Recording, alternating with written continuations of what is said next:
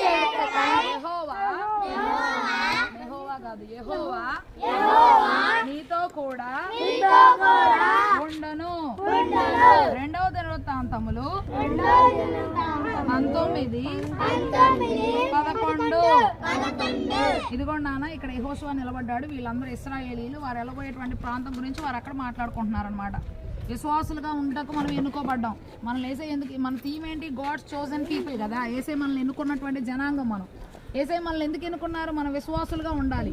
అంటే జరగబోయే వాటిని జరుగుతూ ఏసే జరిగిస్తాడని విశ్వాసంతో నమ్మగలిగితే అప్పుడు నువ్వు ఆశీర్వాదాన్ని పొందుతావు. నీకు నమ్మకం లేదనుకో, ఆవుగినంత విశ్వాసం ఉంటే ఏముంది? కొండెళ్ళి సముద్రం, ఈ కొండ ఏ కొండ సముద్రంలోకి వెళ్ళి పడి అంటే పడింది. లేదంటే ఈ చెట్టు నువ్వు వేళ్లతో సహా పెకిలింపబడి వెళ్ళి సముద్రంలో పడు అంటే పడింది. నీకు విశ్వాసం ఉండాలి. ఈడ ఆగడరా.